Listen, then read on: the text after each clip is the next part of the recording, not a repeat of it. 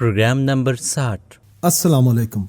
ہم خدا پاک کے بابرکت نام سے آپ کو سلام کرتے ہیں جو امن اور سلامتی بخشنے والا ہے۔ وہ چاہتا ہے کہ ہم میں سے ہر کوئی سچائی کی اس راہ کو جانے اور اس پر چلے جو خدا تعالیٰ نے قائم کی ہے، تاکہ انسان کو ابدی امن اور دائمی سلامتی حاصل ہو۔ ہمیں خوشی ہے کہ آج ہم کو سچائی کی راہ کے نام سے پروگرام پیش کرنے کی سعادت ملی۔ پچھلی دفعہ ہم نے کتاب مقدس کے پہلے حصے کا سفر مکمل کیا۔ کتاب مقدس کا یہ پہلا حصہ توراۃ شریف، زبور شریف اور نبیوں کے صحیفوں پر مشتمل ہے۔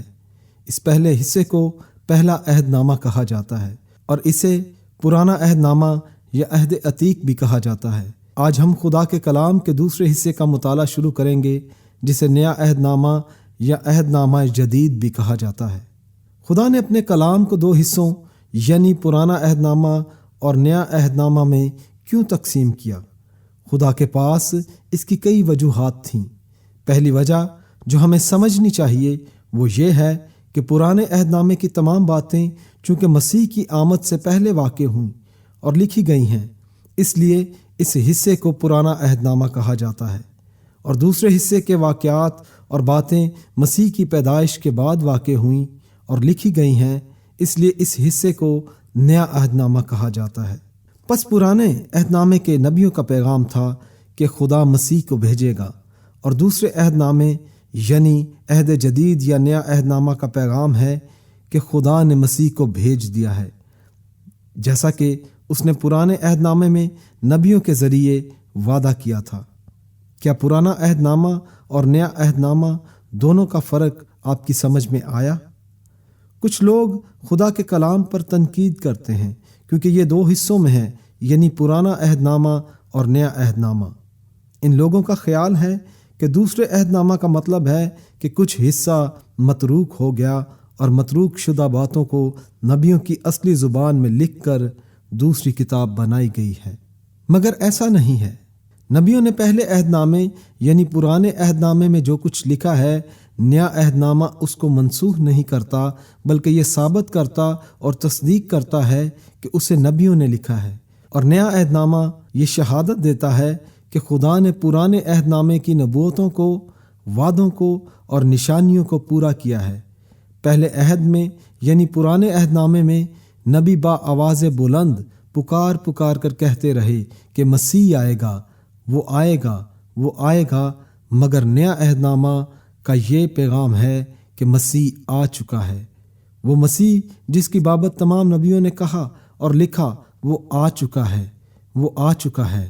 ہاں، تو ہم دل کی خوشی سے خدا کی شکر گزاری کرتے ہیں کہ خدا کے کلام کے دو حصے ہیں، یعنی پرانا عہد نامہ اور نیا عہد نامہ، کیونکہ ہم ان دو حصوں میں دیکھ سکتے ہیں کہ خدا نے صدیوں پہلے جو وعدہ کیا تھا اسے پورا کر دیا۔ خدا نے ہمارے لیے نجات دہندہ بھیج دیا، بلکہ اپنے وعدے کے مطابق جو اس نے ہمارے باپ دادا سے توراۃ میں، زبور میں اور نبیوں کے صحیفوں میں کیے تھے۔ جس طرح سنیگال کے درخت بباب کا بیج اگ کر ایک بڑا تناور درخت بن جاتا ہے، اسی طرح پرانا عہد نامہ نیا عہد نامے میں اپنی جوانی اور کاملیت کو پہنچتا ہے۔ شاید آپ جانتے ہوں کہ کتاب مقدس کے دوسرے حصے یعنی نئے عہد نامہ کا ایک اور بھی نام ہے، یعنی انجیل۔ انجیل عربی زبان کا لفظ ہے اور اس کا مطلب ہے خوشخبری، یعنی خوشی کی بشارت یا خوشی کی خبر۔ انجیل کا پیغام واقعی ایک بہت بڑی خوشخبری ہے، کیونکہ یہ ہمیں بتاتا ہے کہ نبیوں کی نبوتوں کو مسیح نے کس طرح پورا کیا، یعنی نسل آدم کے لیے خدا کی سلامتی اور بخشش کا دروازہ کیسے کھلا تاکہ وہ ابد تک خدا کی حضوری میں اس کے ساتھ رہ سکیں۔ آپ کے لیے یہ جاننا نہایت ضروری ہے کہ انجیل مقدس کو مسیح نے خود نہیں لکھا۔ جس طرح پہلے عہد نامے یعنی پرانے عہد نامے کی کتابوں کو لکھنے کے لیے خدا نے بہت سارے انبیاء کو استعمال کیا، اسی طرح نیا عہد نامہ یا انجیل مقدس کو لکھوانے کے لیے خدا نے بہت سے لوگوں سے کام لیا۔ خدا نے مسیح کی زمین پر آنے کی کہانی کو لکھوانے کے لیے 4 اشخاص استعمال کیے۔ ان چاروں شخصوں کے نام یہ اناجیل ان چاروں اشخاص کے نام سے ہیں، یعنی متی، مرکس، لوکا اور یوحنا۔ خدا نے مسیح کی آمد کی کہانی لکھوانے کے لیے 4 آدمیوں کو کیوں استعمال کیا؟ خدا نے ایک ہی شخص سے پوری انجیل کی کتاب کیوں نہ لکھوائی؟ اس کی وجہ سنیے۔ خدا ہمیں وہ پیغام دینا چاہتا ہے جس میں نہ تو کوئی شک باقی رہے اور نہ بے یقینی کا کوئی بیج باقی رہے۔ اس نے اپنے کلام اور پیغام کی تصدیق کے لیے 4 لکھاریوں کو استعمال کیا۔ جس طرح 4 ٹانگوں والی میز ایک ٹانگ والی میز سے بہتر اور مضبوط ہوتی ہے، اسی طرح 4 گواہ ایک گواہ سے زیادہ معتبر ہوتے ہیں۔ خدا نے اس کام پر 4 آدمی لگائے تاکہ ہمیں پتہ چل جائے کہ مسیح کی بابت انجیل مقدس میں لکھی ہوئی ہر بات بالکل سچی اور قابل یقین ہے۔ جس طرح خدا نے اپنا کلام نبیوں کے ذہنوں میں ڈالا، اسی طرح خدا پاک نے اپنے کلام سے ان 4 آدمیوں کی رہنمائی کی جو اس وقت اسی علاقے میں رہتے تھے، اور انہوں نے مسیح کی بابت جو کچھ دیکھا اور سنا اور جانچا بالکل اسی طرح لکھ دیا۔ دراصل خدا نے 8 آدمیوں کے دلوں میں منجی عالم کے متعلق الہام ڈالا۔ پولس رسول کے خطوط، پطرس، یعقوب اور یہودا کے خطوط بھی انجیل کا حصہ ہیں۔ انجیل اور خطوط میں انہوں نے جو کچھ لکھا وہ مکمل اور جلالی شہادت ہیں۔ کیا آپ کو معلوم ہے کہ متی، مرکس، لوکا اور یوحنا نے کس کس زبان میں خوشخبری لکھی؟ انہوں نے اسے یونانی زبان میں لکھا، تاہم ہم انگلش یا اردو میں اس کا ترجمہ پڑھ سکتے ہیں، کیونکہ بہت سے لوگ یونانی زبان نہیں جانتے۔ اس لیے ہم خدا کے شکر گزار ہیں کہ اس نے ترجمہ کرنے والوں کے دلوں میں اسے ڈالا، اور انہوں نے انگریزی میں اور لگ بھگ 2000 زبانوں میں انجیل شریف کا ترجمہ کیا۔ اس لیے انجیل کی خوشخبری دنیا کے ہر حصے میں اور ہر زبان میں موجود ہے۔ ہاں، بعض دفعہ ہمیں ایسے لوگوں سے واسطہ پڑتا ہے جو انجیل مقدس کی مخالفت کرتے ہیں اور کہتے ہیں کہ اس پر کوئی بھروسہ نہیں کر سکتا، یہ منحرف ہو گئی ہے، اس میں غلطیاں ہیں اور تضاد کی باتیں پائی جاتی ہیں۔ دوستو، جو خدا کے کلام کی مخالفت کرتا ہے وہ خدا پاک کی مخالفت کرتا ہے، کیونکہ انڈا چٹان سے ٹکر نہیں لے سکتا۔ خدا کا کلام قابل یقین اور قابل عمل ہے۔ جس طرح تورات شریف، زبور شریف اور نبیوں کے صحیفے مکمل اور قابل یقین ہیں، اسی طرح انجیل مقدس بھی مکمل اور قابل یقین ہیں۔ خدا کے کلام کی باتیں ٹوٹ پوٹ کا شکار نہیں ہو سکتی۔ خدا بزرگ و برتر ہر ایک شے سے بزرگ ہے اور وہ اپنے ابدی کلام کی حفاظت کا ذمہ دار ہے۔ خدا نے اپنے کلام کو ان متلاشیوں کے دلوں میں محفوظ کر دیا ہے جو سچے دل سے اس کی تلاش میں مصروف رہتے ہیں۔ خدا کے کلام کو کوئی بدل نہیں سکتا، کیونکہ یہ ابدی اور سدا قائم رہنے والا ہے۔ اسی وجہ سے خداوند اعلانیہ فرماتا ہے کہ آسمان اور زمین تو ٹل سکتے ہیں مگر میرے منہ کی باتیں ہرگز نہ ٹلیں گی۔ وقت آ گیا ہے کہ ہم انجیل مقدس کی کتابوں کا مطالعاتی سفر شروع کریں، یعنی نئے عہد نامے کا۔ پچھلے پروگرام میں ہم نے ملاکی نبی کی بابت سیکھا تھا کہ وہ مسیح کی آمد سے 400 سال پہلے زندہ تھا۔ ملاکی نبی کے بعد 400 سال گزر گئے۔ خدا نے کوئی نبی یہودیوں میں نہ بھیجا اور نہ ہی کسی نے خدا کا کلام ان کتابوں اور صحیفوں کے علاوہ لکھا۔ خدا نے کوئی اور نبی کیوں نہ بھیجا؟ خدا نے اور کوئی نبی نہ بھیجا کیونکہ پہلے عہد نامے کی کتاب مکمل ہو گئی تھی۔ خدا نے جو بات بھی کہی نبیوں کی معرفت کہی۔ اب خدا اس مقررہ وقت کا منتظر تھا تاکہ وہ نیا عہد قائم کرے۔ ہم پہلے دیکھ چکے ہیں کہ یسایہ نبی نے اور ملاکی نبی نے اپنی نبوتوں میں مسیح کی آمد سے پہلے ایک نبی کو بھیجنے کا منصوبہ بتایا ہے کہ خدا ایک ایسا نبی بھیجے گا جو مسیح کے آگے آگے اس کی راہ تیار کرے گا۔ کیا آپ کو معلوم ہے وہ نبی کون تھا؟ جی ہاں، وہ نبی یوحنا نبی تھا۔ یوحنا کے باپ کا نام زکریا تھا۔ زکریا کاہن تھا جو یروشلم کی ہیکل میں لوگوں کی جانوروں کی قربانیاں خدا کے حضور قربان گاہ پر چڑھانے پر متعین تھا۔ اب انجیل مقدس کھولیں اور لوکا رسول نے یوحنا نبی کی پیدائش سے متعلق جو لکھا ہے اس کا مطالعہ کریں۔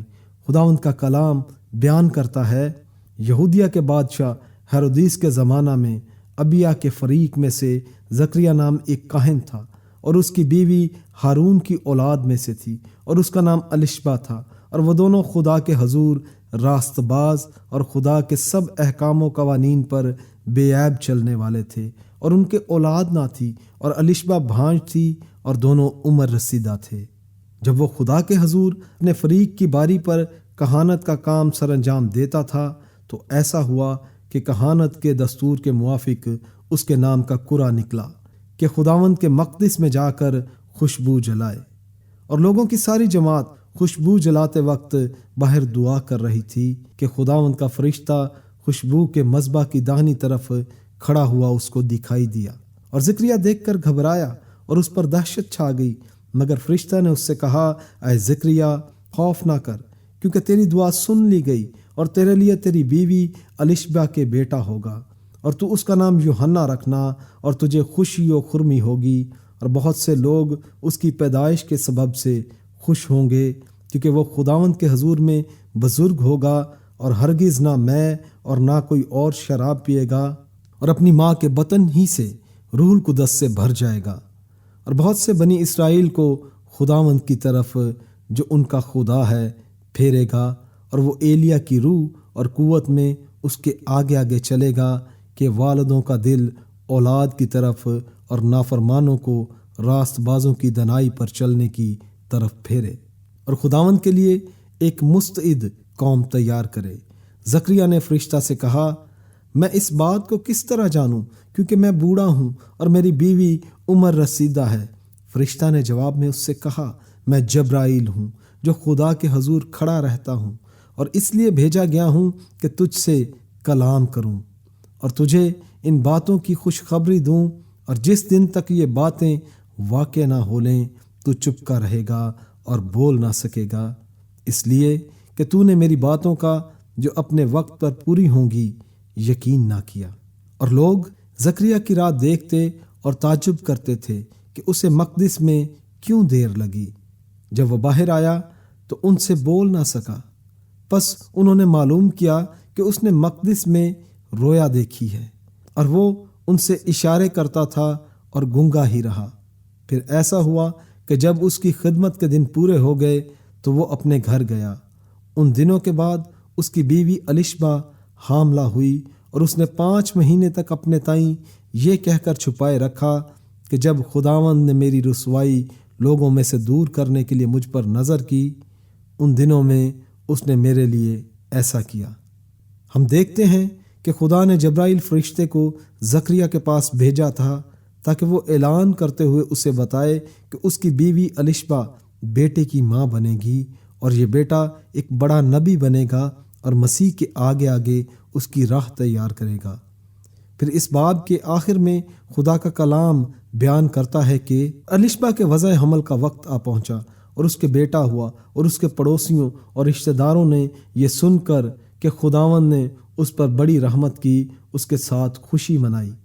اور 8ویں دن ایسا ہوا کہ وہ اس لڑکے کا ختنہ کرنے آئے، اور اس کا نام اس کے باپ کے نام پر زکریا رکھنے لگے، مگر اس کی ماں نے کہا، نہیں، بلکہ اس کا نام یوحنا رکھا جائے۔ انہوں نے اس سے کہا کہ تیرے کنبے میں کسی کا یہ نام نہیں، اور انہوں نے اس کے باپ کو اشارہ کیا کہ تو اس کا نام کیا رکھنا چاہتا ہے؟ اس نے تختی منگوا کر یہ لکھا کہ اس کا نام یوحنا ہے، اور سب نے تعجب کیا۔ اس کا منہ اور زبان کھل گئی، اور وہ بولنے اور خدا کی حمد کرنے لگا، اور ان کے آس پاس کے سب رہنے والوں پر دہشت چھا گئی، اور یہودیہ کے تمام پہاڑی ملک میں ان سب باتوں کا چرچا پھیل گیا، اور سب سننے والوں نے ان کو دل میں سوچ کر کہا، تو یہ لڑکا کیسا ہونے والا ہے، کیونکہ خداوند کا ہاتھ اس پر تھا۔ اور اس کا باپ زکریا روح القدس سے بھر گیا اور نبوت کی راہ سے کہنے لگا کہ خداوند اسرائیل کے خدا کی حمد ہو، کیونکہ اس نے اپنی امت پر توجہ کر کے اسے چھٹکارا دیا، اور خادم داؤد کے گھرانے میں ہمارے لیے نجات کا سینگ نکالا، جیسا کہ اس نے اپنے پاک نبیوں کی زبانی کہا تھا، جو کہ دنیا کے شروع سے ہوتے آئے ہیں، یعنی ہم کو ہمارے دشمنوں سے اور سب کینہ رکھنے والوں کے ہاتھ سے نجات بخشی، تاکہ ہمارے باپ دادا پر رحم کرے